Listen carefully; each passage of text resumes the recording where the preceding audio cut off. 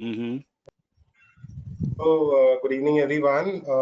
So, this is the second day for the session on the series on Management Development Program, which WRC of ICI has started.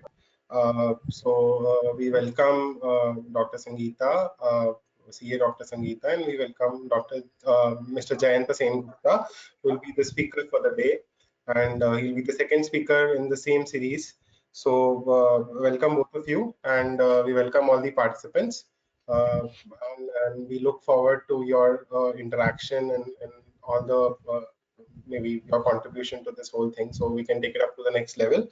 So just to set the context and introduce the speaker for the day, I will like to highlight that Mr. Jayanta is a graduate of IIM Calcutta, in Kolkata now, class of 73.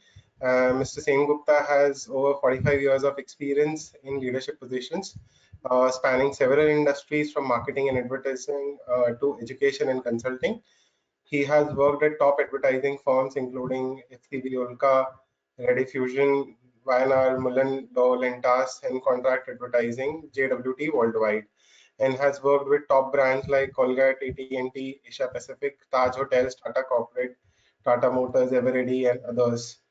He has been a trainer and management consultant to corporates such as Shoppers Stop, Bharat Petroleum, which is an OMC, Tata Group, FedEx, Eveready, SRF, Raymond, RK Swami, BBDO, and Mastec, and others. So I think the whole the purpose of inviting Mr. Sengupta is to leverage on his experience in telling us the fundas of marketing, advertising, especially the career growth strategies for us as a professional. So welcome, sir, and would like to hear from you.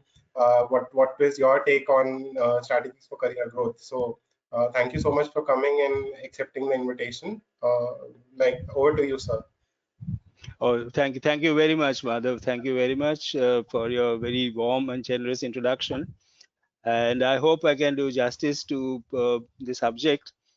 As you know that as part of this particular MDP, we've had one session on HR, particularly leadership yesterday, and we'll have a session on finance related to career growth tomorrow, conducted by Dr. Pandit. And I'm very, extremely, shall we say, not just happy, it's an honor. And I feel privileged that I'm participating in this group and being able to address the participants over here. Without further ado, let me just give you a little bit of a background as to what this context will be, what this, uh, one second, is there any way I can close this window? So you need to then, I think, close it in your system. It will automatically close because right now you're presenting. No, I'm saying, see, not the window, because there's a little panel on the side which is saying You can file actually view. use the size of it if you want by just clicking on uh, The arrow. maybe you can minimize it. I think if it is Yeah. Thank you very much. Thank you very much. I clicked on the arrow and it went to the side. okay, Perfect. perfect. Okay. So these are essentially the 4 points that I will deal with. And in the sense, if you look at this structure, the last point is really the objective of today's session. And before I get into this, I will take you through a little bit of a background as to why this has become important for all of us, not just now, but it's been important for most working professionals for a fair length of time. So the 4 points that we will be dealing with is going to be what sets you apart, classically points of parity and points of differentiation. This is hardcore marketing. Okay, the second part is segmentation, targeting, positioning, and how do these tools apply to you. This is again hardcore marketing. SWOT, you know what SWOT is. I'm assuming that you're reasonably familiar with SWOT. And the importance of SWOT in our cases, individual cases, are how it helps in creating a positioning strategy. And ultimately, all the things that we do, all the things that you will be doing in the future is going to help you build yourself into a brand. All right, so this is what I will cover between now and let's say 7:30, and at which point in time I expect that some of you may have some questions, and maybe at 7:30, 7:40, if it all goes well, I can invite the questions to be shared with me, and then we can have a discussion. I can try my best to answer those questions. Okay, just to move forward from here, if we look at, don't get worried about the word you and your. In this slide, I've just done this to personalize the matter a little bit, because in this webinar, I can, while you can see me, I can't see you. So to that extent, and I'm a disembodied, not just a disembodied voice, but to me, all of you are you're there. I know you're there, but that's about it. Okay, so I'm just using the word, the second person singular, you, your, etc. In that kind of a sense, to bring it a little more, shall we say, closeness between us. Okay, so all of you have had the same start, and that was true for me also at some point, at one point in time. All of you are ambitious to become successful, however you define success. So the real questions had been within how do you get there, and so what is the way to get there, to the whatever goal and ambition that you set yourself. And so the key questions will be, what kind of clients do you want? Why should clients come to you? Why should business come to you? And if I go back in time to my early days, I'll give you a little bit of my history to put the context straight. I passed out from college, St. Xavier's in Calcutta, in 1970. And I had completed my BSc in physics honors. And for whatever reason, I decided that we're going to do a master's in radio physics and astronomy. I mean, I think 2 months into the course, for whatever reason, again, I filled up a form, sent it to IIM Calcutta, and they said, okay, you come. And we went through the process of selection, exams, and so on and so forth. And I finally went to IIM Cal. 1973, I had passed out, and I started on my career. And if I look back on hindsight in this particular context, in say 1970, when I passed my bachelor's exam, I could very easily have got into the job market, because those days a bachelor's degree would be enough for anybody to get a reasonably okay job. So if I go back in time, 1970, 50 years ago, I was in the same situation of perhaps of somebody who has just passed out from a college and is looking for an employment or a career. Over time, the benchmark changed. By the 10 years later, by 1980, particularly 1990, 20 years later, master's level education became very important, because without that, at the bachelor's level education was not enough to start your career. In many professions, having an MBA was become a very important thing, because without that, the gates did not really lead too far.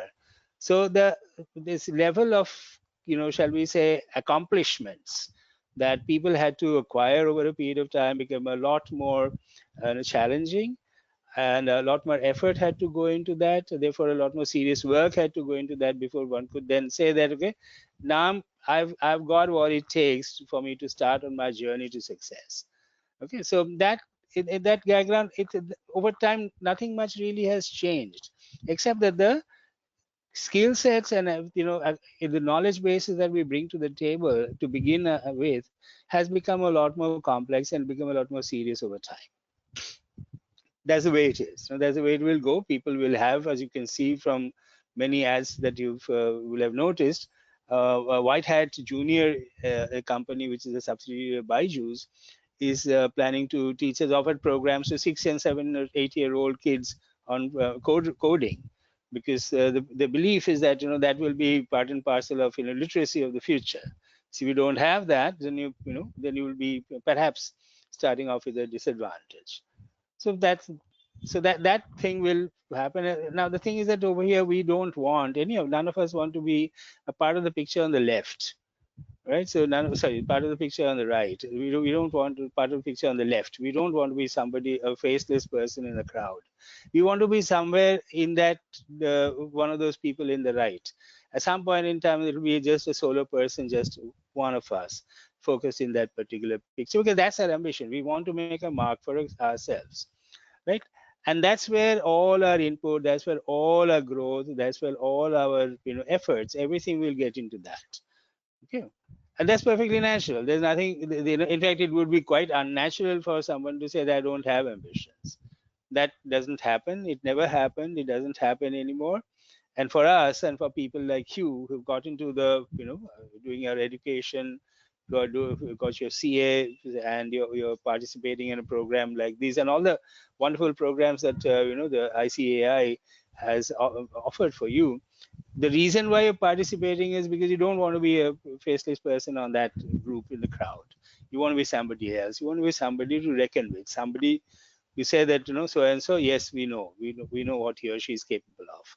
So that's what I'm calling the brand. All right. We will talk about this more. Now, one of the fundamental things in this, if you want to move from this, instead of being part of this, you want to be part of this. Actually, a question for you. I hope you can see the mouse being scrolled. I hope you can see the mouse is being scrolled on the slide.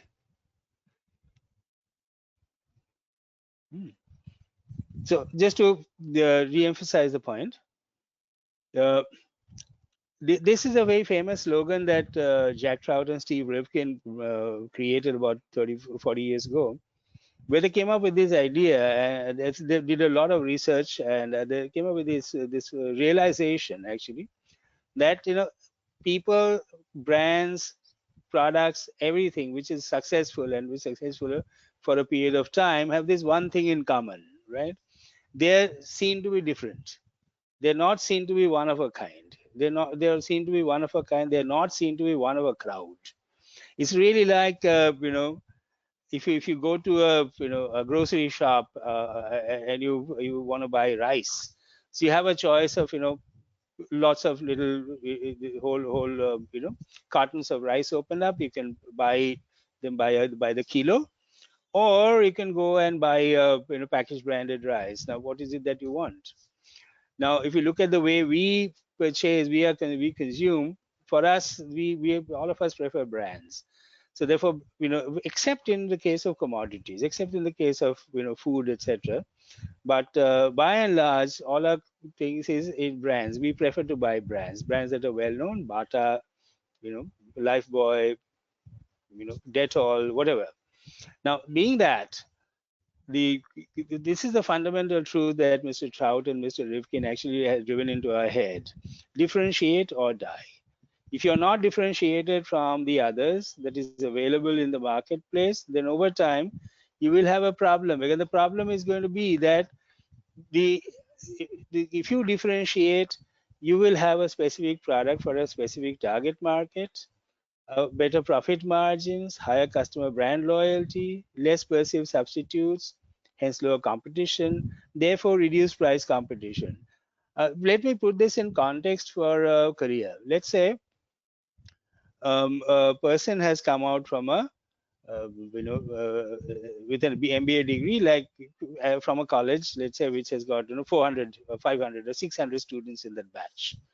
Now he and 20 other people have applied for a job being offered by, let's say, Asian Paints, and the Asian Paints is also looking at maybe 15 other colleges. Okay, so from each college, let's say 30 people or 20 people or 20 kids have applied. So 15 colleges into 20, there's a 300 candidates, and Asian Paints have got 7 vacancies. So Asian Paints will be choosing 7 out of 300 applicants. Now you're going to be, whoever is applying is one of those 300, right? Looking forward to occupy one of the 7 seats that are available to them at the end of the whole process of selection, right? If that person is not seen to be different, that person does not have a chance. That person does not have a chance. And I've been teaching in business schools now for the almost 20 years. And this is one of the things that my colleagues and I have been really trying to convince and polish our students to say that you have to be able to go out there, in your interactions with the employer, you have to be able to make an impression saying that, yes, this person stands out. And this person stands out means you have a much better chance of being accepted and being offered a job. Okay, I'll give you an example which Dr. Pandit may remember.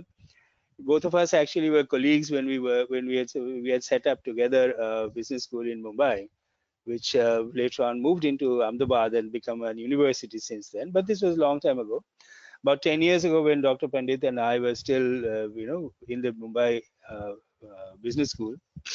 There was a boy who had Kotak Mahindra had come. They had I think 6 vacancies, and Kotak Mahindra Bank for 20 people, 30, 20, 25 boys and girls from my MBA program actually applied. And they went. They used to go for the interviews and then come back. One look on their faces, you knew, whether this boy or girl has made it into the second round or they have not. So this one boy who was actually a very, very bright boy, very, very bright boy, he went there, and after the first round, he came back and said, "Mera nahi hoga." So we asked him what happened. He said, "No, the kind of thing that they were looking for, I don't have that." When he finished speaking, within a couple of minutes, there was a call from the bank saying that, "Can you send that boy back?" So we asked him, "So what happened? I thought he'd been rejected." So he said, "No, no, the lady at the other end of the phone said, send that boy back because he's got something which none of the other candidates have." So we told that boy, "You go." So he went. He came back at 7:30 or 8 o'clock in the evening saying, with a big smile on his face, "I've got it." He had made such a. So then we asked that lady, "So what happened? Why did you say no to him first time and then you said yes to him the second time?" Said that she said that when we looked at him in the context of the job description that had been put on the table, he was good, but he was not outstanding. But then we looked at him in the context of some other job description, and we said that okay, he will be absolutely fabulous in the second one, because the reason why we said that was he was very different from the rest of the boys and girls who had come. I'm glad to say that almost many of the boys and girls who had gone there they did well, they got placed, and this particular boy was an absolute delight.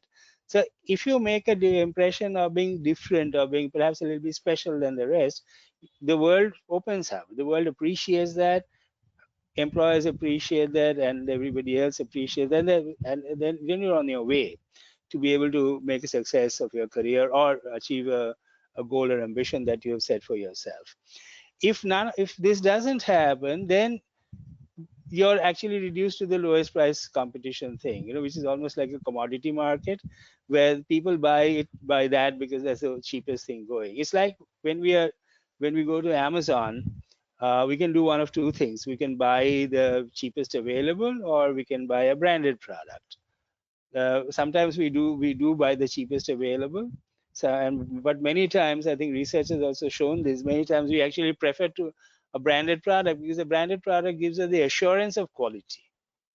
You know, and also make no mistake. If you look at ourselves as human beings, we you know we brand people and we get branded as people as we go along, almost without our realizing it.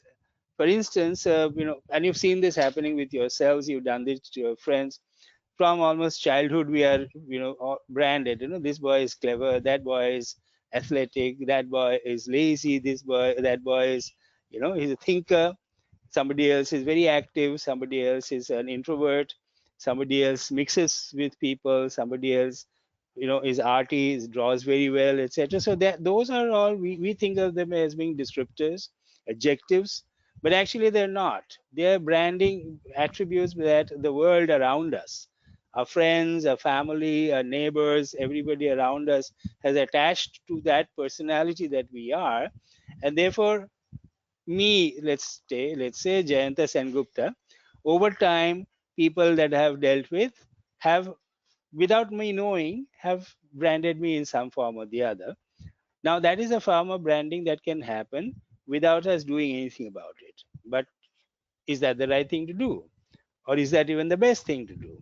Sometimes those attributes, if you realize, helps you. But most often, you would rather build a brand for yourself. Let me give you an example, and in this case, my own example. And it's not a big boast that, I've got to create a fantastic brand for yourself. That's not the point. I'm not even going to make any such claim, but I am a little bit different from everybody else. Like everybody else is different from everybody else. And about that, I thought that, if I want to create a name for myself in whatever small way, then what is that kind of a name that I want to create? If somebody were to say, "Do you know Jayanta Sengupta?" what would I like them to say? Okay, so I went from there to second. In order for them to say these nice things about me, then what are the things that I need to do? Uh, the example that I'm going to give you is like it happens in the last 10 odd years, 12 years, when I really jumped into the education, and I've been teaching quite a lot, not just in the business school that Dr. Pandita and I and other members of our team set up, but then in Ahmedabad and other places. One of the things I realized that if I do, I would like to be seen as a great teacher. You know, that's what I would like, my students to tell me, that we love your teaching, we love your classes, and when are you going to come back and teach us again? So that's the response that I would like to hear. I remember I decided that I would like to hear that from the students, not so much from the administration, not so much from my faculty colleagues. It's nice to hear good things from them, but to me, the customer, if you will, were the students. If the students said that, okay, we like what you're doing, we enjoy your classes, we look forward to hearing from you again, we look forward to your next course, so when can we, when you're going to come and teach us again? And that's a fabulous, kind of compliment that I would like to hear, because that if that happens regularly, then I can say that yes, I have established myself. The world that I'm concerned with, the students that I'm concerned with, think of me as a great teacher. So in order to do that, I had to do a whole lot of things. I had to, first of all, train myself to be a teacher. When I was in advertising, I was not teaching. I was presenting. I was persuading clients to buy the advertising campaign. I was persuading clients to approve of the budget that I've given, and all of that. So, but teaching means an entirely different kind of work, and I had actually had to go through a fair bit of training to do that. Thankfully, for about 3 or 4 years before that, I went back to my alma mater. I am Calcutta, and I started teaching over there, and that became a kind of training ground for me. Teachers who were there, who were professors with PhDs from the Harvards and great universities in the world. Many of them actually coached me on how to do things. So that, and for them, I'm really grateful, because I found one or two mentors over there who taught me how to do certain things and what to study, how to study, all of those things, how to put together a package so that the student is actually interested in every single moment that I spend with them in the class. All those skills I had to learn. It's only over time that I managed to get the skills put together, put a product around it, which is me. And then when I started teaching in my own institute and other places, visiting faculty, I started getting the responses from the students that I said I would love to hear. We love your teaching, sir. When are you coming back? And we look forward to attending your course next semester or whenever. So that's the point I'm making. That there are many teachers. Some teachers are great. Some teachers are perhaps in a different level, in a different kind of teachers. But I would like to be told by my students that I'm a great teacher. Okay? So that's the point I'm making. If I've succeeded in differentiating myself, the relationship or the reputation that I build, the brand that I build, will create a longer standing relationship with the student itself, right?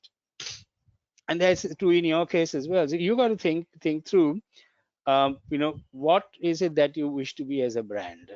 And I'm going to go out on a limb, because I don't know very much about you as individuals, and I'm not a no expert on the business side of your practice, but I understand that there are many different practices available for people like you. Do you want to be an auditor? Do you want to be a forensic accountant? Do you want to be, a specialist in, let's say, CSR? Do you want to be a specialist in something else? So those decisions are something that you need to take. Because once you do that, then you can avoid this price trap, because there will be many CAs. If I want to be a CA for a particular thing, if I just knock on doors around my house, I'm absolutely certain that I can get 20 CAs in a half a mile, half a kilometer walk. But is that what they would like to do? I mean, they're doing it, but was it something that they would, was that their ambition? Was that their goal? So it's a good idea to think of it like that. Perhaps all of you are doing that already, which is great. If you're not, I would urge you to actually start looking at that. What is it that you can do to make yourself different? So differentiate. And in this differentiation, there are a few things that you need to keep in mind. One is the context. What are the current demands in the market? How can you get yourself in sync with one or more of such demands? Let me give you an example here as well. That for example, right now in any good business school, one of the courses which are fairly well in demand is marketing analytics. Data analytics, etc. Now the data analytics, much of its applications are in really in marketing analytics. So the data analytics course actually tends to become a part of the marketing specialization. There's no particular reason why it should be so. It need not be, but in many schools that's the way it is being seen, which is fair enough. That's okay. Now, um, if that demand is over there and a student says that yes, I would like to be in that space, I would like to be known for marketing analytics skills, etc., the student will have to think through very hard as to what are the skills that he or she needs. It's one thing to say that I want to be in this space, and the other thing to say that, listen, do you have the skills, or can you acquire the skill sets to be in that space?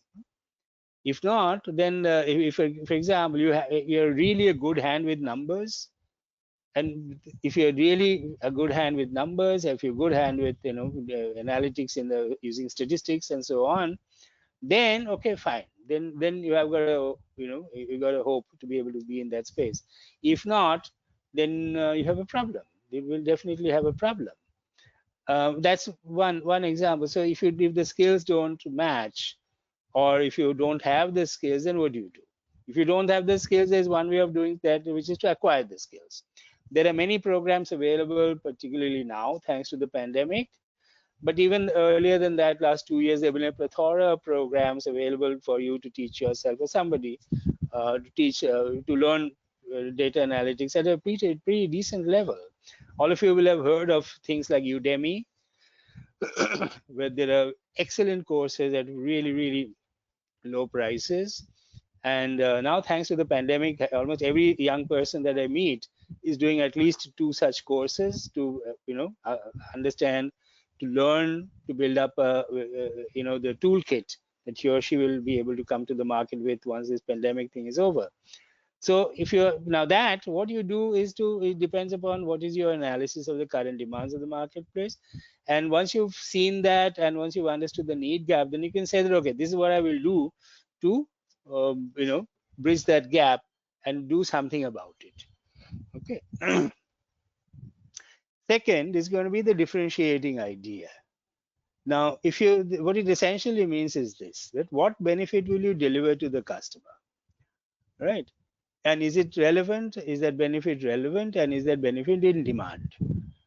Now, let me give you an example, and this is again a kind of a personal example. My son actually has been working in digital marketing for some time now, in an agency which is part of an IPG group. It's a global global combine of agencies, right? Now, his ambition currently is to become a product manager. Now, the product manager, the way we understood it in the earlier days, is very different from the product management that is understood now. Because in the product management in the designs in the digital space is very different from product management in the Unilever hard FMCG kind of a sense. And the skill set required for the digital product manager is either you have a senior level, you either have an MBA or you have an MCA. And MCA is also not good enough. There are other technical serious IT skills that are required.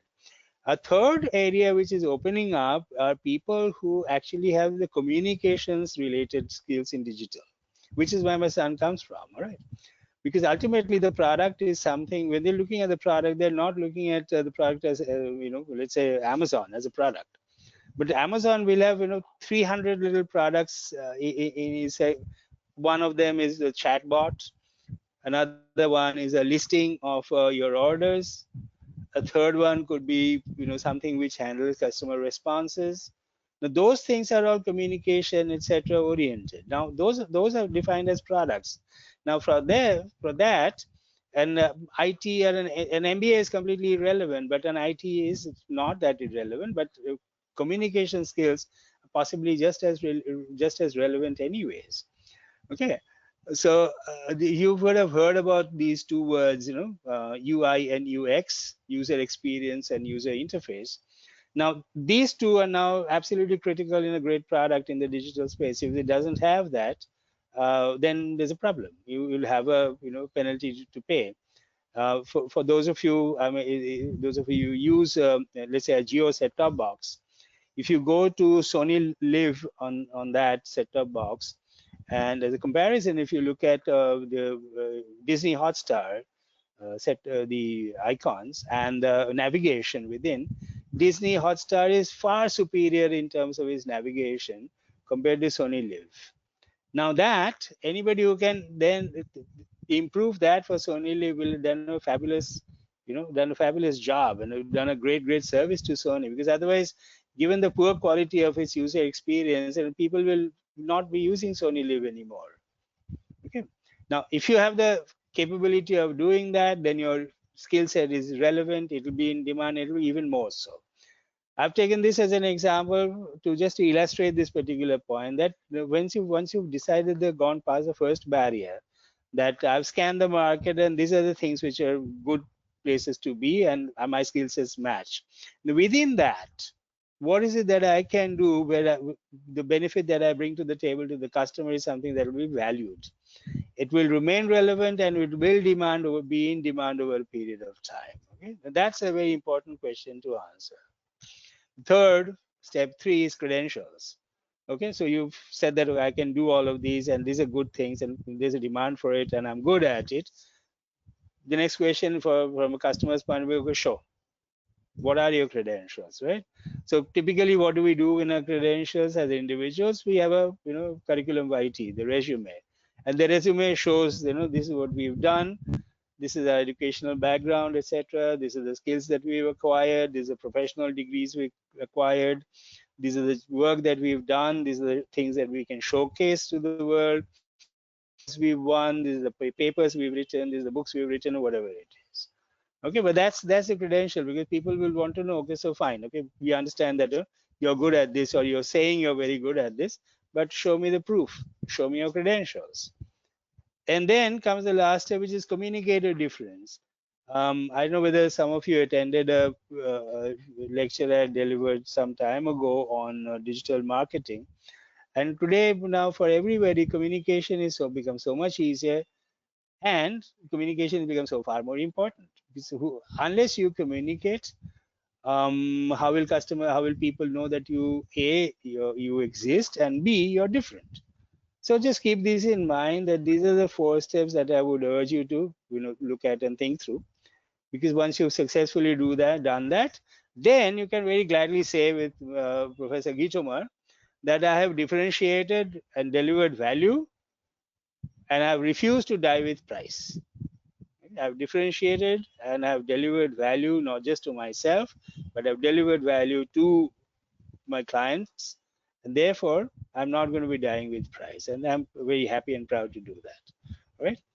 So the first part is of the four things that I said I will do is going to be this thing called points of parity and points of difference.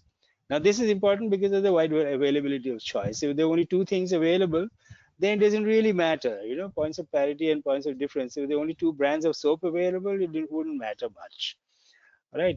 So, but when you walk into a supermarket nowadays, you probably will see something like at least 40 brands of soap, and let's say about 20 brands of shampoos. And if you go on to Amazon.com and you look for phones, the other day I counted 1,200 brands of phones. Now within that, if you're going to, if you're looking at that, then there's absolutely no way I've totally lost. The same thing happens with some financial services. If I look at did a head count on mutual funds, I came to something like 13,000 funds, or some strange, extremely large number like that. Now, I cannot obviously handle all of that, so I depend upon an advisor whose job is it to look through all the 13,000 or whatever number of funds that there are, and then say, okay, sir, do this, or don't do this, don't do that, right? Therefore, the point that if a wide availability of choices forces us as customers to look at these points of difference, right?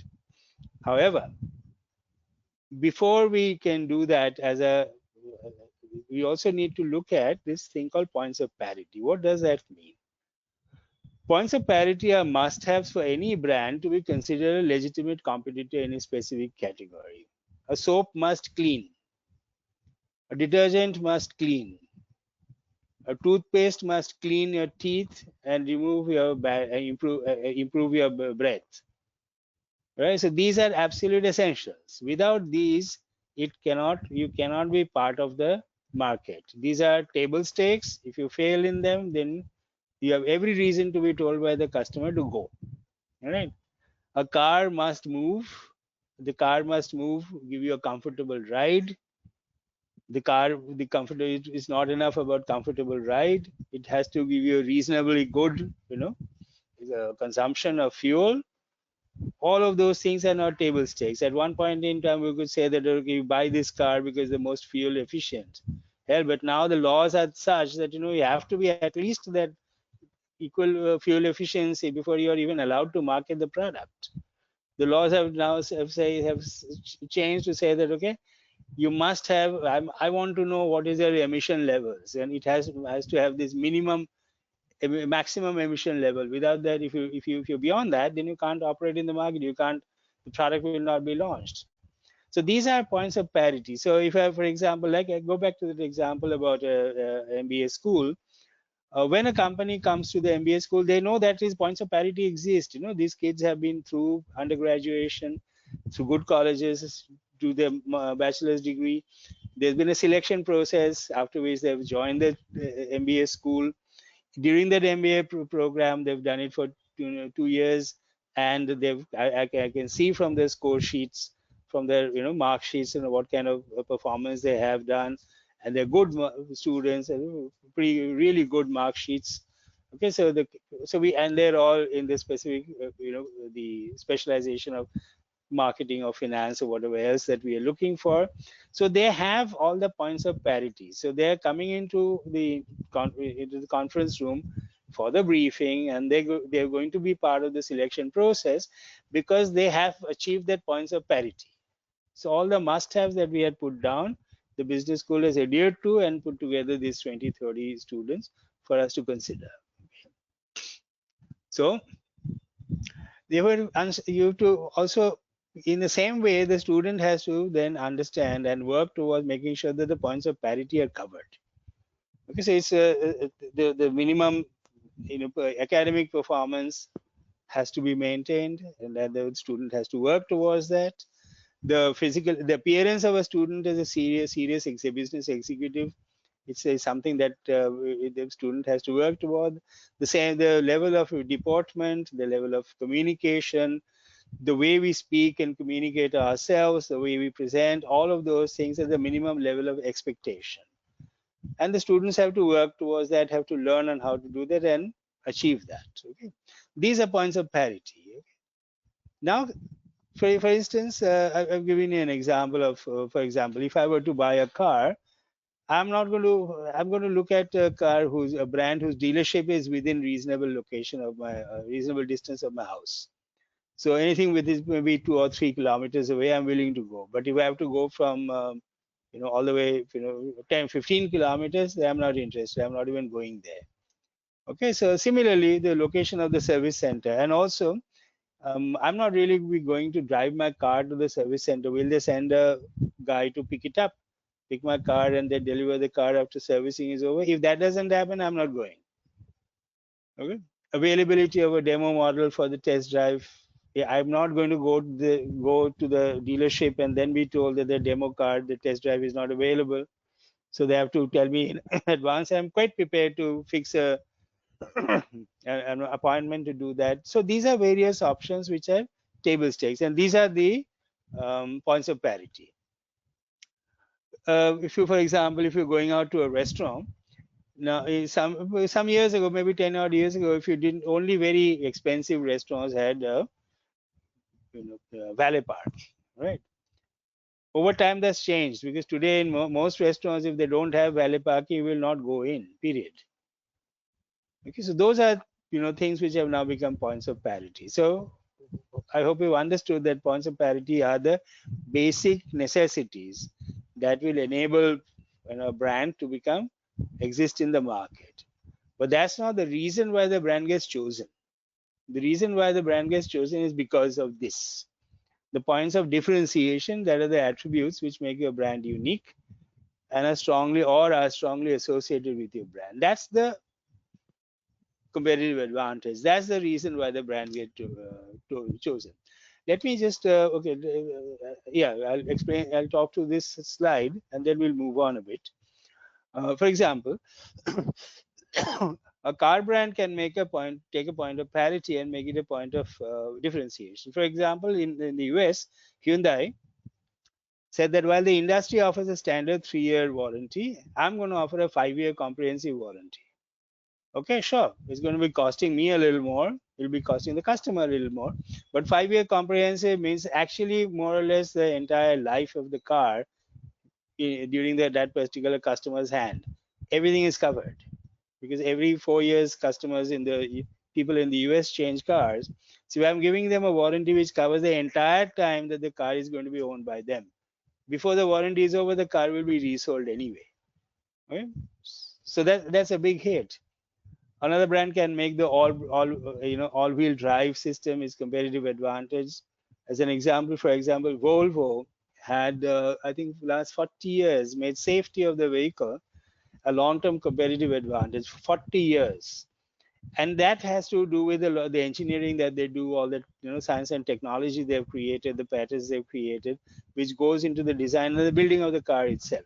So it's investment from their side as well. But look at that promise, and the promise is something they've been able to keep up over 40 years. So the Volvo is considered to be the safest sedan vehicle available in the world. Period.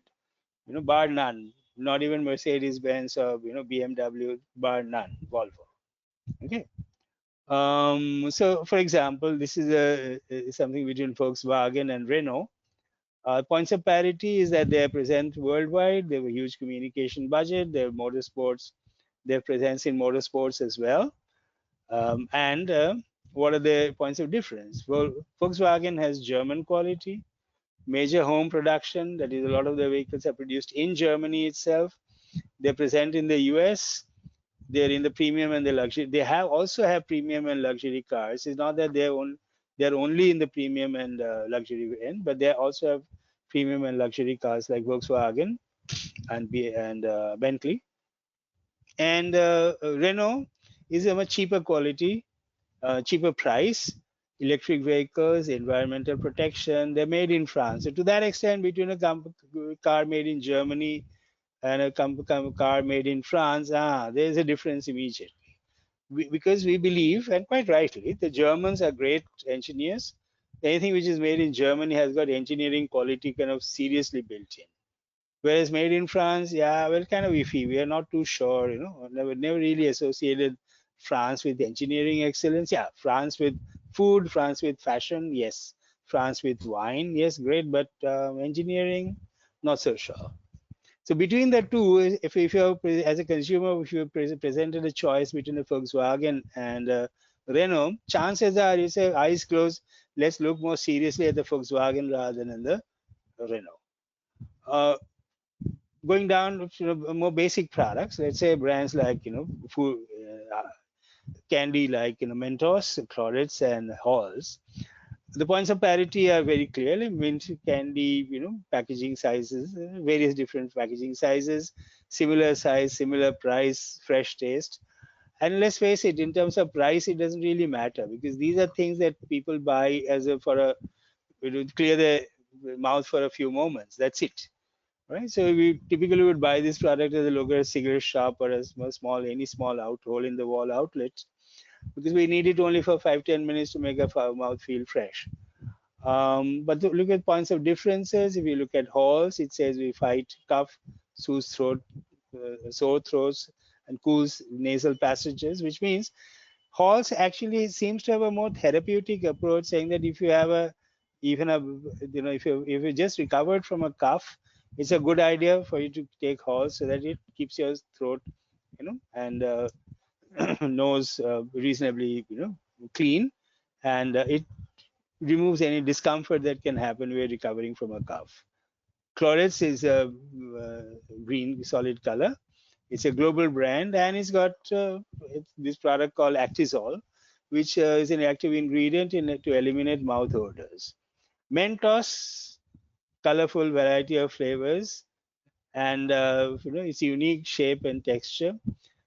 One of the peculiar things in this category is that of all of these, this category is strange in the sense that people like us, for example, we we buy this only or more or less as an impulse. It's not a product which is there on a shopping list.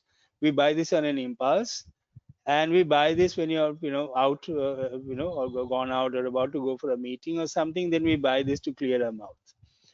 Now, from a marketer's perspective, it's very important that the brand name is remembered. So what I've seen with halls is that almost every shop has halls. They'll have a big jar with halls written all over it. And sometimes the jar doesn't contain halls, it contains other things, but at least the jar says halls. So distribution and advertising of some visibility of at the point of distribution is a very important thing. Mentos has the same thing, but Mentos did something very smart. I Some of you may remember there's an ad about how Mentos actually began the journey of evolution for mankind. Dimag ki batti jala de. Some of you may have seen that ad. Dimag ki batti jala de was brilliant because what it did was it's essentially told you a very complete fantasy story about this ape and his friend the donkey Gaddu, who were actually traveling through the forest, and there was this pack of Mentos lying there, and the donkey said no, but the ape chewed it up, and lo and behold, the ape became a man. And after a while, the donkey he invented the wheel, and then he got hold of the donkey, fixed it to the wheel, and then he sat on the carriage while the donkey pulled the carriage. Right? So Mentos, Dimag ki batti jala de, and the mankind was started on the way of evolution. So these are the way that happens. People remember this ad.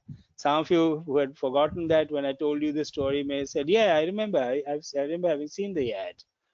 And that's how the name gets remembered, and that becomes a major point of difference for the brand itself. Okay. So just to end this particular section, let me just repeat.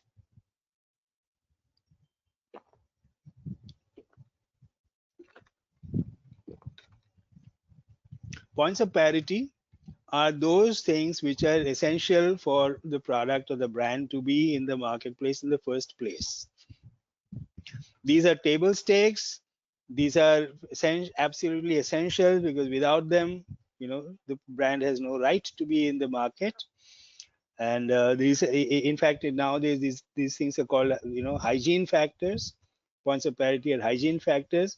Their absence will be a problem. Their presence does not mean that they will be chosen, and that goes with for people as well. So that's how if I'm going to hire an accountant, I will at least certainly look for a BCom. If I'm going to look for a person with a much higher facility with finance, then certainly the minimum cutoff is going to be a CA.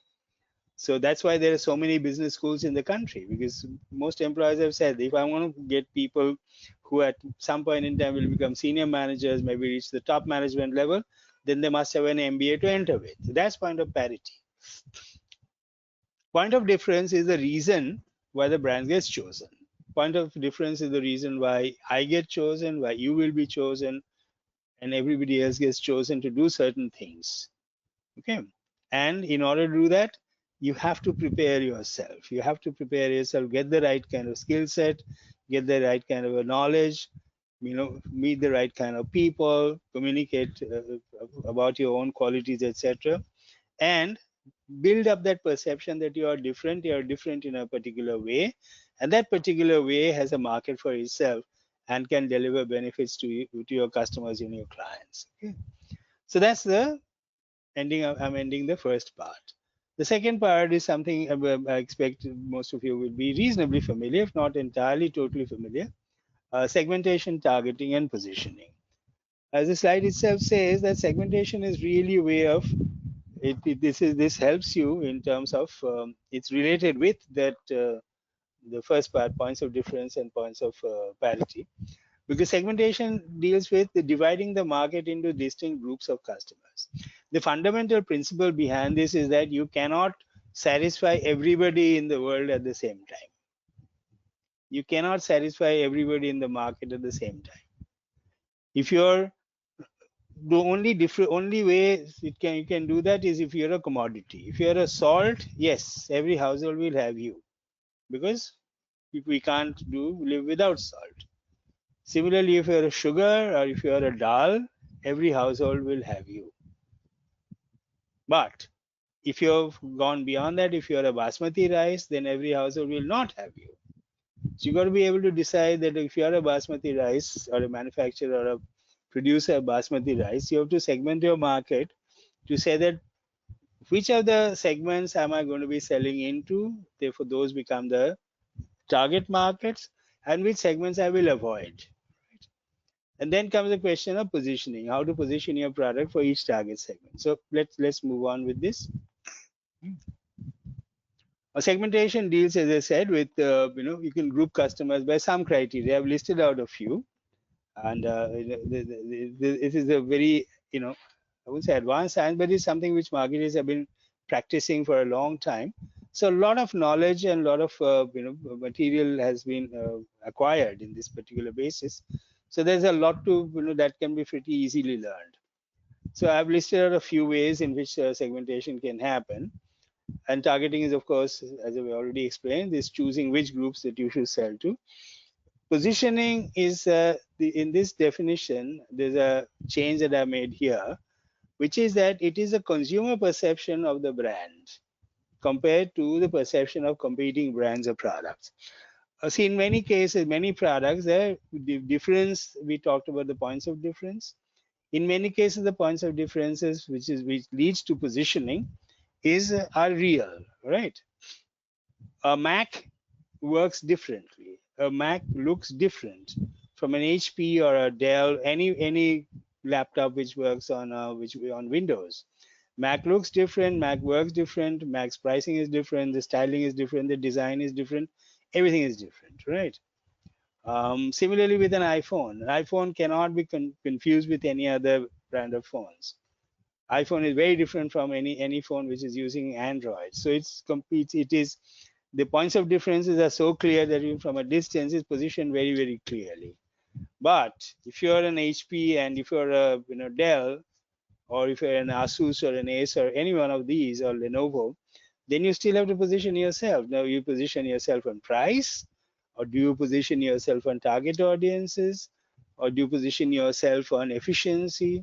Which is the reason why, for example, HP is one of the biggest, manufacturer of laptops in the world, is because of its very large corporate sales network. Many companies actually tie up global deals to buy HP laptops for their offices and their employees. The reason for that could well be to do with price and the service package that goes with it, and replacement guarantees and so on. The understanding that the products will perform in any case, because HP has been as a brand going on for the 50 odd years, maybe longer. The products are very good in any case. The products are not great. Products are very good. The standard, they're industry standard. They're very strong. They're healthy, robust. So all those things are good. But that's point of parity. What becomes point of difference is that, listen, I can service any of your comps anywhere worldwide at the drop of a hat, right? So we've got global contracts in place. We've got service level agreements in place for every single settlement on earth wherever that company has its product, and we will service them, we will repair them, we will give back in tight timelines. Yeah, so all that is our responsibility. Okay, so decisions on the for a company recently which bought, let's say, 55,000 laptops from HP during the pandemic in the whole of Asia Pacific, were not necessarily driven by product. Product is a good product is understood. It's a point of parity. Point of difference was not the product. Point of difference was the servicing, the pricing, and the service level agreements that HP put on the table, right? Which was very different and far superior for that client than, let's say, a Dell or a Lenovo.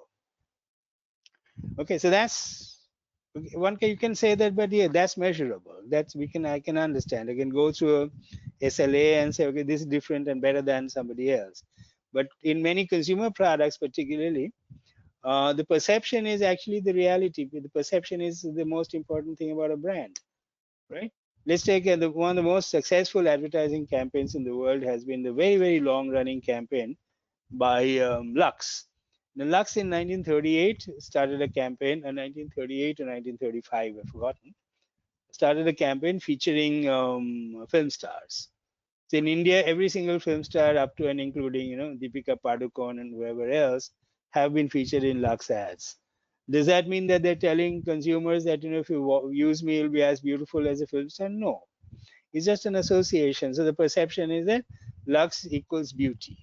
Does Lux make you feel more pretty? Maybe it does, but does it make you look better? Most certainly it does not.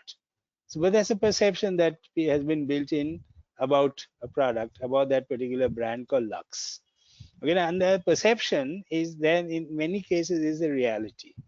This works very well, for example, in even in luxury products. I've just taken Lux and the mundane product like a soap. But if you look at a luxury product like, let's say, a Ferrari, hmm, is a Ferrari a great car to have? Yeah, all of us think so.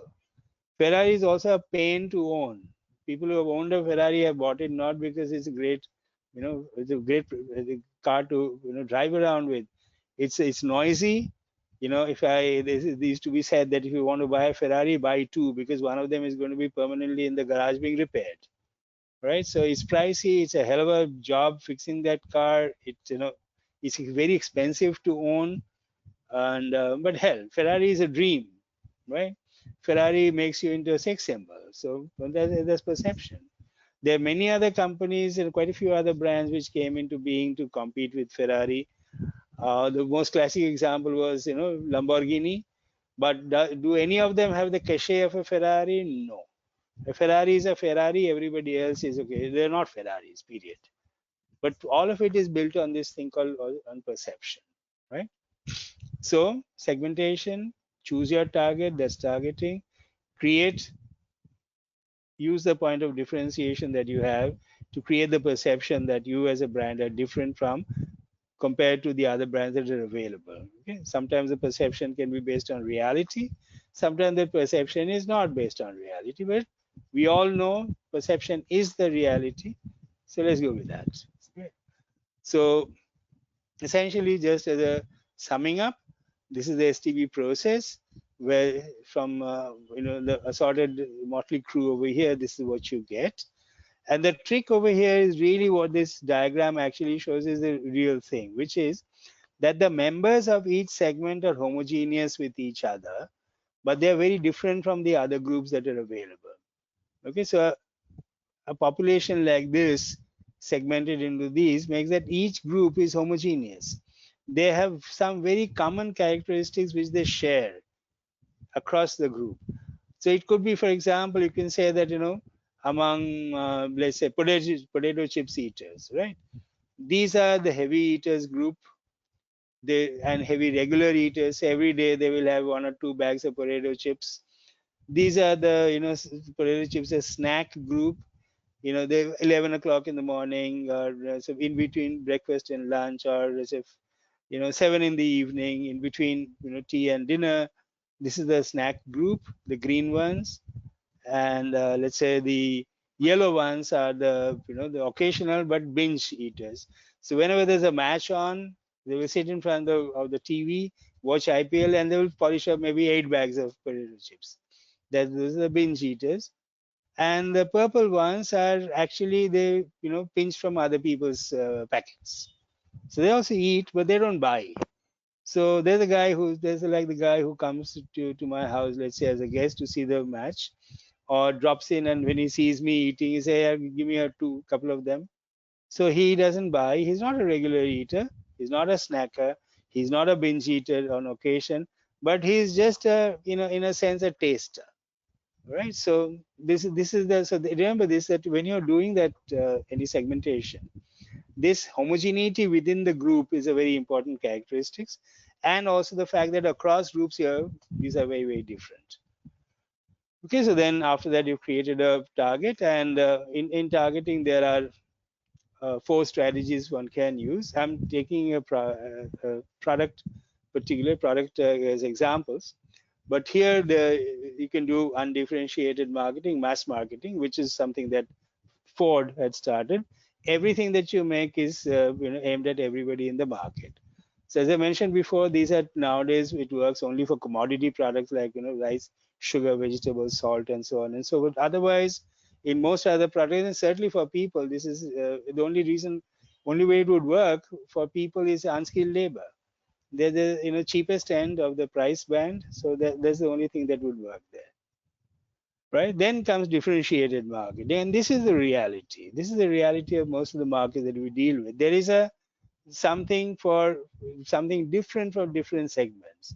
An airline, for example, would typically have a international airlines have a first class, a business class, and economy class.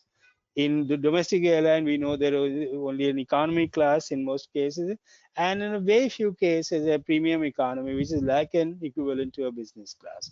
So the same seat is sold to somebody else at a slightly higher price with a different package of bundle of benefits around it.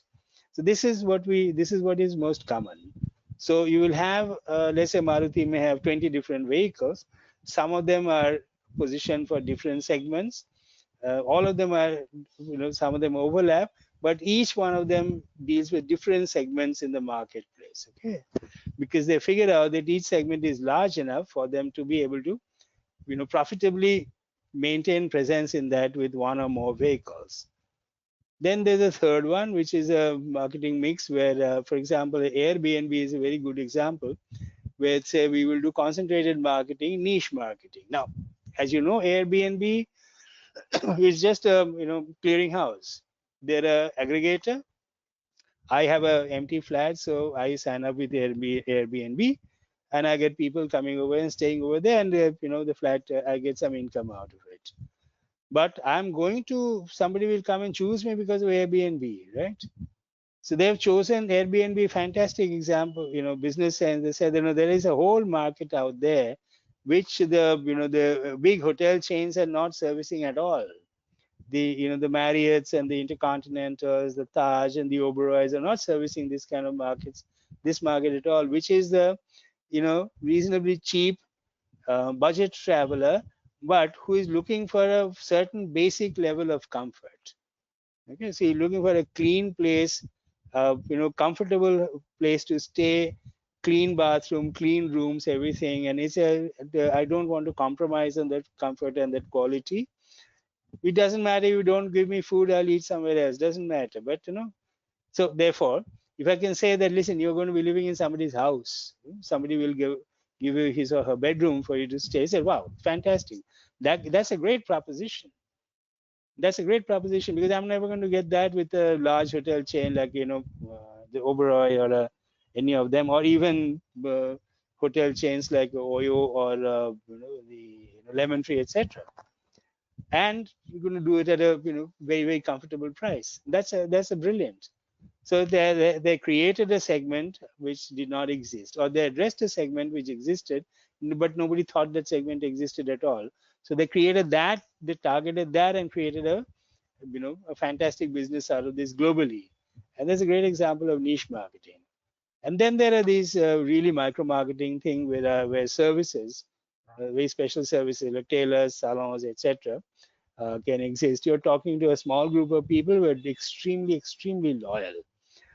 In a sense, doctors are like this as well, because all of us build loyalty and trust with a certain group of physicians. So for any cardiac condition, we go to that guy. For blood pressure, etc., we go to this guy. For a dentist, we have a specific dentist. We have a specific somebody else for some other ailment that we might have. So these are very proven one-to-one relationships in micro marketing. Now, you have to reason why I've spent a fair bit of time on this is for you to also understand that maybe you need to think about, when you're looking at this segmentation, then who are the segments that I wish to deal with? Or should I be looking at a niche, or should I be looking at a micro market? There's margins to be made in all of them. But it entirely depends on your ambitions, and entirely depends on how much effort you're willing to put in, right? Okay. And then comes this idea of positioning. And so, as I've said, in the red words over here is a one single thought in the consumer's mind. And the positioning comes from all the inputs like this, the pricing, the retailer mix, media reviews, word of mouth, and so on and so forth. All of this put together creates that idea. Now remember, positioning is created by the consumer in his or her head. A company or the brand can only provide signals to the consumer. It cannot produce a position itself. It can provide the signals basis which the consumer says, oh, this is it. That's the one single thought in the consumer's mind. Okay. um, uh, all of you would agree that, let's say Amitabh Bachchan is possibly the greatest entertainer in this country. How did that happen? It happened because of his performance in films. It happened because of his performance in KVC. It happened because of the quality of his voice. All of this put together, we see him every single day and almost every single ad on television. Why would so many sponsors tie up with him? Why will so many companies sign him up as a brand ambassador? Because there are, I think, about 29 brands that he advertises for. Now, my guess is that no consumer can think of 29 brands. They can think of, वो Amitabh Bachchan wala movie देखा, Amitabh Bachchan wala ad देखा, but which brand, possibly they can't think of it.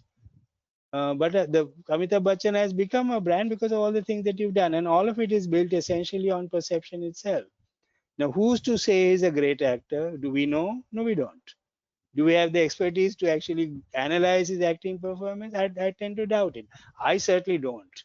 But yeah, I've been an Amitabh Bachchan fan for years. So that's the perception. That's a single thought that comes to your mind, to my mind, that the greatest entertainer in India has been Amitabh Bachchan.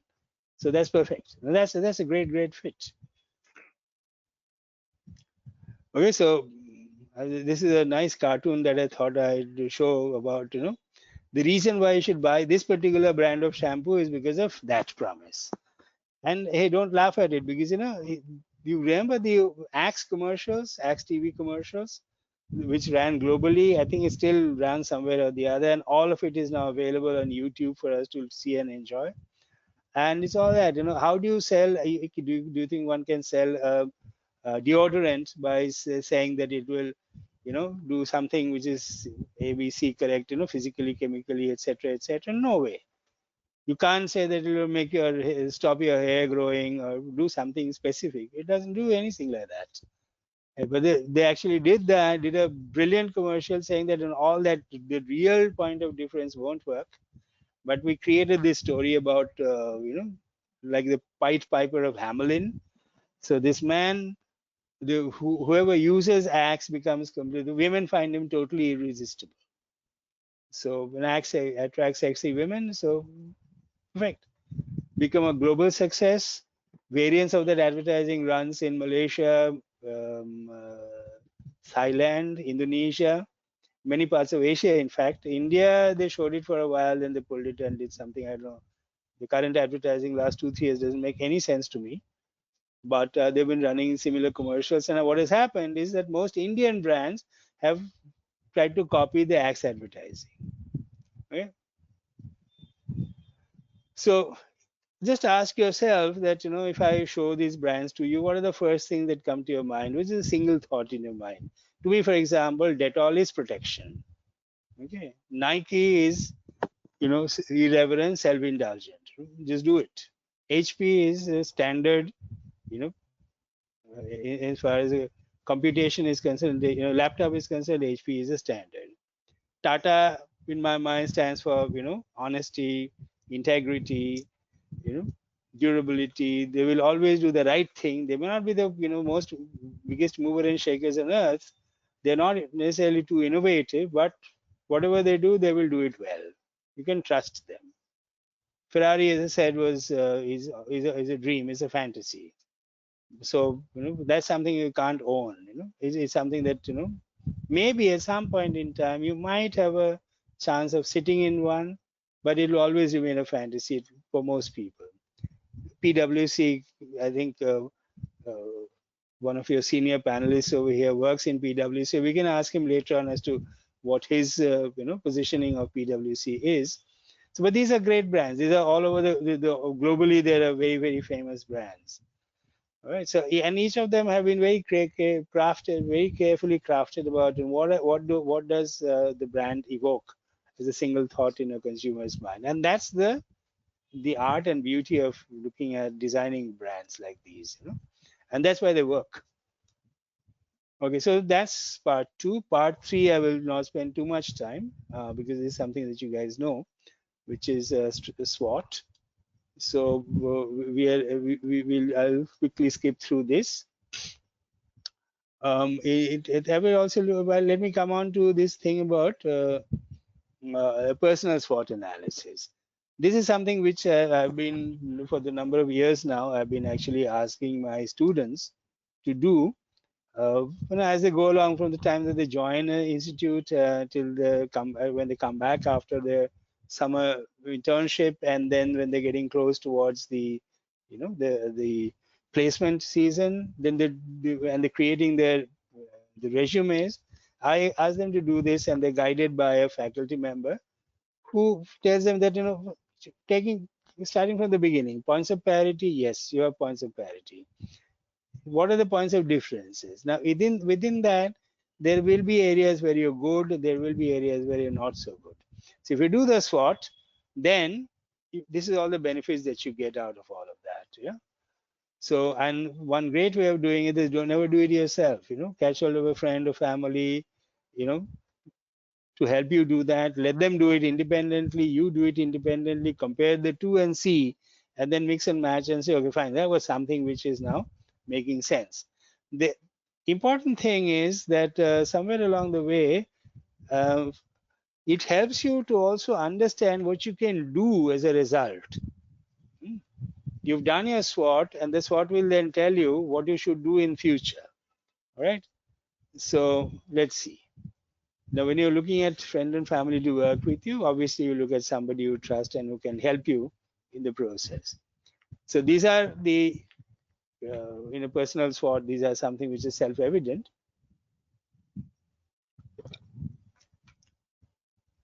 The internal positive aspects, strengths are things which are under your control. Things that you're really good at, value that you have to offer. These are also things which have helped you come this far. See, everybody has traveled some distance in the journey, right? You've traveled that distance in journey not in spite of things, but because of certain things. What are those things which have helped you travel this far? Maybe it's knowledge, maybe your attitude towards work, maybe the way you deal with people.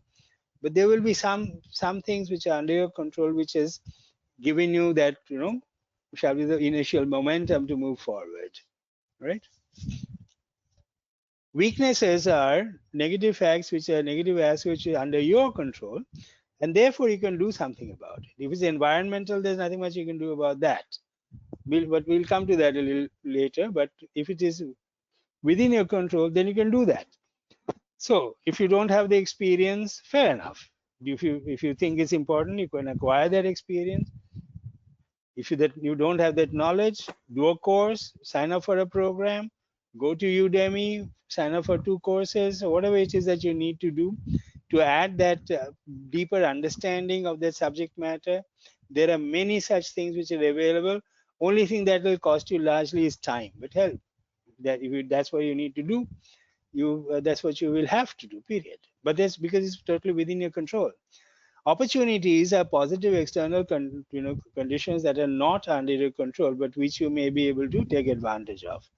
To give you an example, this is some of you may remember that there was a huge earthquake in Gujarat, I think about 20 years ago, or the Bhuj earthquake, 2001, 2002, or something like that.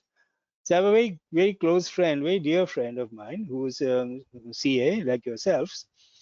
And he called me one day and said, Jayanto, and I may not be able to help you with your, accounting, etc., auditing this year. My son will do it for you. I said, fair enough. My business is not all that huge that it needs the senior person's attention all the time. So the son came and did that. So I asked him that, where's daddy gone? He said that daddy's gone to Bhuj. He'll be there for about 3 months. I said, what happened? He said, because of this huge calamity in Bhuj, what has happened is that a lot of NGOs, local NGOs, have got funds from Netherlands and other places, which they're employing in making things better, looking after people, creating new infrastructure, etc., etc. Now, obviously, the donors from Europe or the US, etc., want to see that their money is well spent. Okay, so my friend has been hired by one such donor from the Netherlands to do forensic accounting on an ongoing basis to make sure that every single dollar that they send is well spent on the specific projects that they earmarked and nowhere else. Now, okay, it's an example. In a sense, you may say that, listen, they took advantage of a calamity. Yes, there was a calamity, yes, but it was not really an advantage, because while the calamity happened, circumstances not under one's control, but the donor companies felt that they had to make sure that there was no leakage in the chain. So all of that, they hired not just my friend, they hired a number of many other really highly good, really competent CAs to say, okay, we want you to, on an ongoing basis, do forensic accounting to absolutely ensure and certify that all the money that we've put in has been used for the purposes for to which they have been put. Right. So suddenly they acquired a practice area which none of them had considered in the past, and some of them actually stayed with that practice area, and it became a larger practice area for them over time. So that was an opportunity where they managed to field, and they managed to actually grow and become good at it. And besides that, then of course there are threats, which are again things which are not under your control, but which you may be able to lessen. For example, all of us at some point in time get into the period of obsolescence. Give Take me as an example, right? I'm 69, right? At the age of 69, obviously I'm not just obsolescent, I'm probably as obsolete as a dinosaur, because everything that I've learned, the world has changed completely. The biggest change that's happened is young people now get their entire interaction with the world through a 4-inch screen, which during my time did not exist, right? Now, given that the way they interact with the world through the digital media, on the phone, the way they interact with people, the language they use, the speed at which they think, is very different from what I've done in the past. Now, I have to, but those are the kind of people that I teach, right? My average student over the last 12 odd years, the average age of my student has been about 23. Right. So if I'm teaching a 23-year-old and I'm 3 times as old, I actually have to understand that person and make the effort to understand that person, because I don't want to be the Dadaji in the class who is trying to teach something but is completely ineffective. If that happens, then I will be obsolete, and then I won't be able to teach anymore. Nobody will invite me to teach anymore. So that's if I were to use the word survival for just the pure reason of survival, I say I have to learn how young people think. I have to learn how young people behave. I have to learn how young people communicate, because that, if I don't do that, is a matter of survival. I will be obsolete next year, right? So these are the various ways which a person can use that. In fact, there's a very good, lot of interesting articles published on the net from universities like University of Nottingham, where they actually have taken through the detail of how to do a SWOT analysis and transit that from there, derive the action points thereof to see what you should be doing. Um, so the action points from something from a from a SWOT and a personal SWOT could be something like this. Strengthen the strengths, change, look at the opportunities, and this is what you can do in terms of changing the strength. Improve the weakest strength, enhance the strongest strength. For example, if you are very good at writing, write more. The more you write, the better you will be. If you're good at, if you're not very good at speaking, take classes on public speaking, learn presentation skills, etc. Find somebody who will help you, guide you through all of that. One of the good things I've always found, and I tell to my students, is listen, for every single course that I take, I learn far more than they do. They ask me, why, sir? How do you say that? I said, very simple. I have to do a lot of work to put a course together, right? So in the process of putting that course together, all the research and the study that I do, actually almost I've learned that subject all over again. All right. So they said, yeah, okay, fair enough. So you're learning at our expense. I said, yeah, but that's the way it is.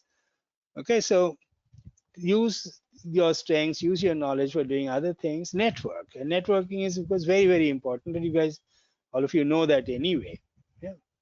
Then for opportunities, look at skills which can be transferred, think outside the box, write stuff, blogs, white papers, do post on digital platform, research. Weaknesses, do new courses, attend webinars, events, etc. Find a mentor, enhance your skills, acquire a new skill where you feel it's important enough to do so, which you don't have at this point in time. Threats, time management plan, personal portfolio, all of those things.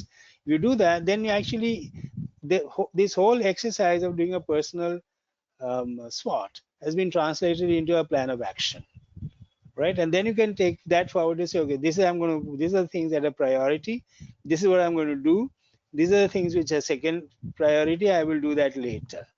To give you an example, going way back again in my life, one of the things about being in advertising is that you have to be able to present. You have to be able to present really, really well. Okay. Um, the person who mentored me through this process was actually a client. My client actually, spent time with me in. I used to work in Kolkata at that time. Then, whenever we traveled to Bangalore or Chennai or Delhi, he would actually keep a couple of evenings aside every tour, and then coach me on how to present, what to say, how not to say certain things. He made me practice in front of a mirror and then present to him in the evenings, and it coached me a hell of a lot. Because the reason why he did all of that is because that was my weakest. I was reasonably okay with it, but that was my weakest strength. So he made me do all of these things, and he mentored me through that process to the extent that I became a really good presenter. And from being a presenter to being a teacher, at least the communication part of it, the engagement part of it was sure. I didn't have to worry about it. Okay. The knowledge part of it will come through the work, but the communication and the persuasion part of it came from my strength in presentations and advertising. So this keep in mind, and if I think you should, do this. It will help you enormously. And if you do all of that, then you become the brand. In the branding thing, the first early signs that you have become a brand are things like this that happen. People call you. People call you for businesses. People call you to check something out. A complete stranger.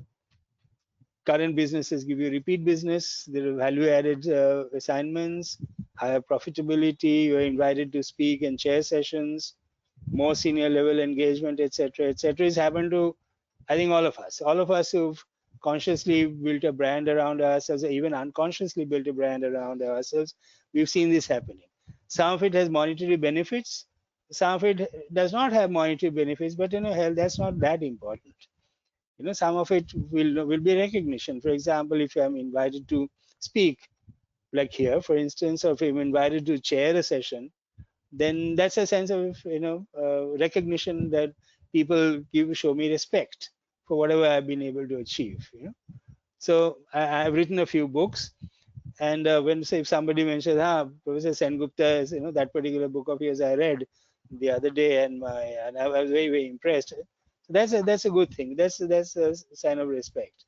So these are signs which some of you have already seen, that all of you will see as time goes by. And the steps in the journey, as I said, and I'm summarizing what we've done, said so far, and I'm kind of more or less coming to the close of my talk. So, what is the expertise that the market want? You scan the market and choose some sectors that interest you. Now, this is the important point, which is that something that it does not interest you, don't try and do that. If you don't have the passion for it, avoid it. You know, so there's no point in making life boring by trying to do something which you do not like. There are many other things in life which one can do, which where you can have a good time, which you can enjoy yourself. So do those. Choose things that you would like to do rather than force yourself to do things which you don't want. So choose sectors that interest you, specialize in those, do your SWOT analysis, and network through many forums, etc., that are available to you. Network, and people will give you the recognition, people will give you that signals of success, and you will be launched well on the way to become successful, however you define success to be. So essentially, this is a request that perhaps if you feel that what I've said so far is making sense to you, maybe you want to take these learnings, apply it to yourselves in your own career and life, and perhaps over time you will find that some of these are useful, and maybe at some point in time later on you might want to let me know this, sir, what you taught us on the 10th of November. Some of it I found useful and it's worked for me. That's great, because the biggest, you know, shall we say, the single biggest joy of a teacher, and I'm talking of myself as a teacher now to you, the single biggest sense of joy for a teacher is the success of his students. So if a student calls up even 20 years from later and says, "Sir, remember you taught me on this subject and I've used it and it's worked," that's the best thing that one can happen to a teacher. That's the best thing that one can hear from a teacher.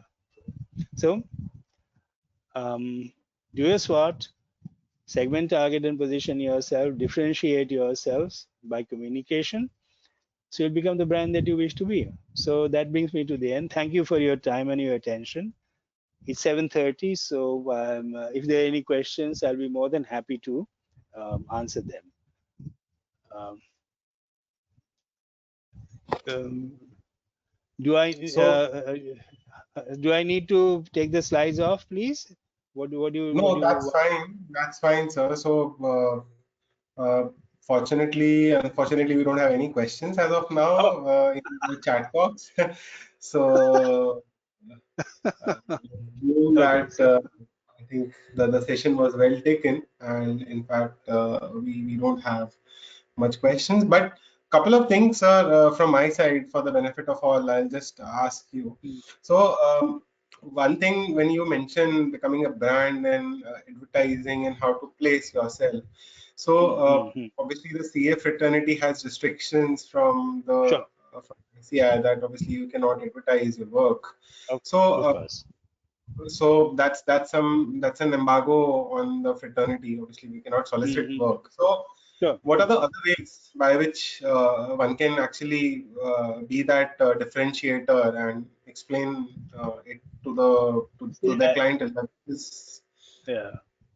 So, for instance, there are a number of things that you can do without getting into advertising mode. For example, um, are you permitted to write blog posts?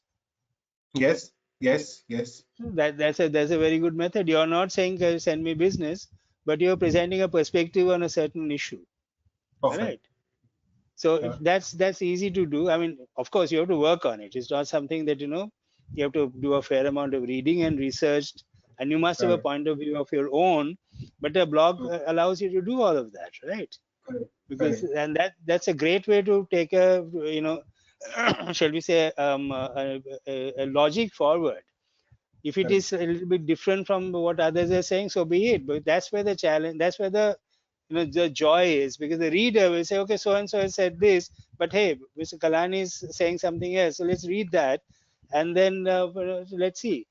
That correct. that kind of a thing. I've seen that in the past, that many of the Rotary clubs and Lions Club, on the periodic meetings, I think every week they have a meeting, and I think every 2 months they would ask a CA to come in and talk about something or the other.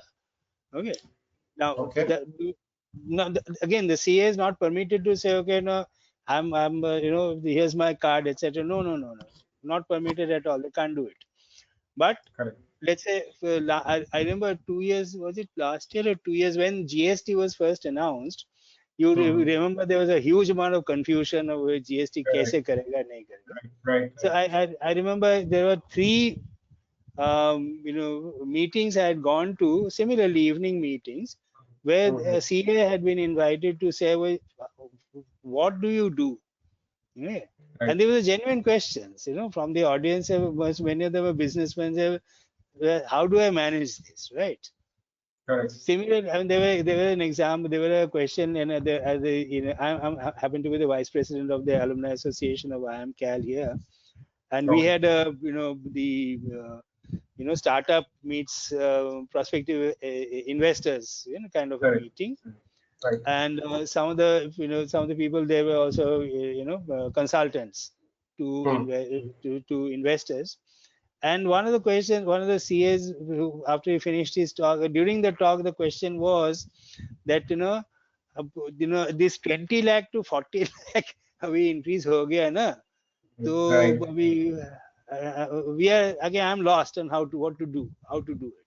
Now Correct. here again, then the CA said, okay, fine. I mean, here I'm not pitching for business, but if you, this is the way that we've been approaching it. These are the directives that have come. So Correct. this is what you need to do. This is etc. etc. etc. So there are always opportunities. People want to learn. Correct. People want to learn to improve themselves, improve their business conditions, and there are enough opportunities. You don't have to advertise. Correct. Correct. Correct. So See, when definitely, I mean, yes. Sorry to say for continue. example, if you want to become a doctor, for example, can you advertise as a doctor? No. Even if you did, who will come to you? I agree. I totally agree. Yes. Same situation, no? So Correct. how do you Correct. start as a doctor? You start as somebody's junior. Then over time, you're allowed to deal with other patients. Then slowly you branch out and start your own practice, right? Or you buy somebody's practice and you start on that. It's the same Correct. situation, right? But how do you then get that technique? You have to find ways of doing that. So blogs, I think, is a very good way of doing it. Articles in magazines is a good way of doing it. Correct. Articles, and there's so many online publications, Right. websites, where it's not impossible to place an article, participation in webinars. Now it's only Right. unfortunate that this year, because of the pandemic, webinars has become a bad word. If you tell somebody a webinar, well, he can run away from that. Correct. Correct. I But agree. see, those the opportunities exist, but you have to be able to do something over there which is a little bit slightly different. You, know? You must Correct. have, people Correct. must believe that you have a thought of your own. You're not repeating something that I can always read up. No, your thought of Correct. your own, a way of doing things is different. Correct. So, sir, one question has come. So, thanks for answering that question. I think it's really helpful to give a perspective of Hmm. how you can actually make yourself known in the market, or as a practitioner and a person who has a Sure. separate opinion, maybe by putting Hmm. that across media and books and knowledge sharing across various forums. Hmm. Hmm. So, there's one question I Sure. will take, like I like to take that. So, a fraternity member has asked that when we start a practice, we are forced to do work for all the segments and become jack of Hmm. all trade. How to overcome Hmm. this limitation? So I'll probably explain this to you, maybe to give a perspective. It's like when we start a Hmm. practice, or when a CA starts a practice, he will do every kind of work, maybe from taxation, accounts, audit, maybe other Hmm. compliances and everything. So when we know that if something core is done or if something specific is done, maybe our chances of recognizing as a professional becomes more. Maybe he's a Hmm. forensic professional, he's a tax professional. So Hmm. how Hmm. one Hmm. deals with that situation where I have to do everything, but I have to be recognized as one particular practicing person, maybe in particular field. Can any Okay. suggestions? Yeah. See, the one, see, first is a reality that in the early days in a practice, after all roti kapra makan ka this hai na. So Correct. you will have to, the revenues are important, so you will have to do everything that comes your way. But that Perfect. does not mean that, see, it's not that, it can be, you may not be able to strike out on your own in your own chosen practice area immediately. Something that you have to work on, no? For example, if you say that, okay, I'm going to want to become a specialist in, let's say, CSRs, or a specialist in NGOs, right? I'm just taking, these names at random, okay? Yeah. Hello. These names I'm Yeah. taking this at I don't know enough to say that, accounting for NGOs is different from this, that, and I have no idea. I'm just saying that, want to be an expert in NGOs, then you have to put together the knowledge, you know. So after 10 hours of working on your practice, another 4 hours you have to work to increase your knowledge base, then write about it, look at forums where you can talk about it, okay, and then the recognition that one day will come that when people will say, okay, fine, why don't we talk to this guy, for instance, yesterday there's a WhatsApp message came to, I happen to belong to quite a few professional groups. Now one of them, so one member sent a notice out saying that she needs some guidance on this something called FRCA, whatever it is, which an Hmm. NGO has to, in order to receive funds from abroad, and it has to Correct. have an FRCA or something or the other. Okay. Yes. Now, if there's a CA in that group, and it's a very young group, it's the people are there in the late 20s, early 30s. Okay. Correct. So if there's a CA in that group, who will say, hey, that's an opportunity for me, Perfect. you know, and it's come through this. So this networking is very critical. Your knowledge and showing people that you have actually not just acquired the knowledge but thought about it, right? Correct. So that's ultimately this working to get the knowledge and the skills, working to manage your network, and working to communicate. That's how you will Correct. get to the space where somebody will come and say, hey, listen. And you will not get recognition unless you've done some work in that space, you know. Correct. So Correct. you have to have done some work in that space for people to say, this guy is, he's good at it, right? I Now, agree. so my CA, for example, he's known as a specialist in MSMEs. Hmm. Okay. Now, this is a small practice because his daddy also, they never wanted to make it into a huge 30 people office, etc. They were about 10 or 12 people, and they're very happy with it. And his level of ambition and his level of satisfaction is extremely defined by that. That's fine. But he Right. does not have, at one time he used to do work, many years ago, my friend, the dad used to do work for Hindustan Lever. Then one day he told Hindustan Lever कि भाई मेरे को अभी छोड़ दो, I will be leaving and I want to set up a practice of my own. He was an Right. employee of Unilever, right? So Unilever, he said, ठीक है. Unilever then started off, gave him some work, and the relationship went for 30 odd years. It was never huge work, but it's a good enough work for him to not have to worry about, a monthly Correct. roti kapda makan for himself and his employees. But it gave him a fair amount of free time to do things that he wanted. So he specialized in managing, doing the accounting, etc., for medium-sized enterprises. Okay. Perfect. And Okay. now, what the specialities, peculiarities are, I don't know, but he obviously felt that now that's the one thing that is, well known for. MSME Correct. means, call up that guy. You know? Correct.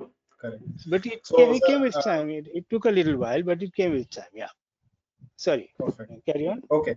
So, I think there are no further questions, but one last question from my side is uh, so basically just wanted to check. When you said positioning or segmentation, so generally, obviously, what we as professional desire is to grow, okay, and Mm, maybe increase the size of the practice, include more mm, people in the firm, take it to mm, the mm, next level. Now, mm, from the positioning perspective and diversion perspective, how do you suggest how one should take it forward? I mean, in terms of increasing the size of the people, obviously it comes with the business, but mm, mm. what should be those preconditions or what should be those areas which one should actually look at how to scale up? Okay. in the practice. So let's take an extreme example. Let's take your company, PwC, right? Yeah, Now, PwC is one of the big three, etc. So global giant, all of that. But it wasn't born that way, right? It took right, time over maybe 40, 50, 60 years. I don't know how old PwC is, but it must have taken many years for them to, and they grew by adding practice areas. right, You know, I think right, that's something you have to keep in mind, that as you, it's not that like the example I gave you in my presentation about an airline where you have first class, you have business class, you have this economy, or you look at Unilever, they've got 7 different brands of shampoo, or they've got shampoos, they've got soaps, they've got food products, they've got bathroom cleaners, so different product lines, right? Now, correct, maybe PwC, Deloitte, all these guys are KPMG, all their product lines are, the practice lines, all of them are considered to be best in class and so on and so forth. But it right, happened because of they worked on that excellence, and they worked on adding product lines and becoming specialists in it. So took a hell of a lot of work. So you look at examples where the people's companies have started doing that from you know on a bottom up basis. You become correct, good at what you do.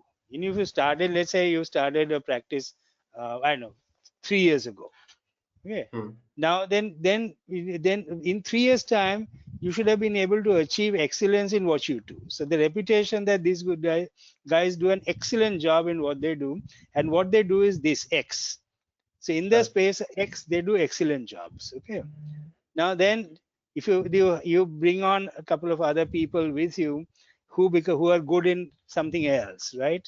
So right, then you all of you put together in your heads, and we will build a reputation of being excellent on this older practice area and this new practice area as well. No? oh, yeah, See, there's an assumption I'm making because I don't know your practice very well, but the assumption is that there's while some of the the main skill sets may be common, but to be excellent in different practice areas you need different skill sets also. correct, you know correct. May I so in appreciate? which so if you do that, then you bring in that we have some basic level ground among all of us, because of that's what is required as a point of parity. But we bring Correct, in people who are very good in the additional area, where people can say, okay, they are not just good in taxation, but they're very good in I know, transfer pricing. I'm just taking another name out of the top of my head. right, right, Hmm? right, So that's because that's how that will happen. you know correct, and that you correct, can have a you can grow the firm to 100 people, 120 people, whatever, but then you add on practice areas, very much like a law firm, correct. very I, much like I, a law firm. yes, yes, yes, yes. Okay. Uh, so any final concluding remarks, sir? So I don't have any further questions, and I think no other listener is having that No, question. no, So I maybe think, yeah, I think everybody is rushing off to watch the match, or probably yeah, already started yes, sir. watching the match.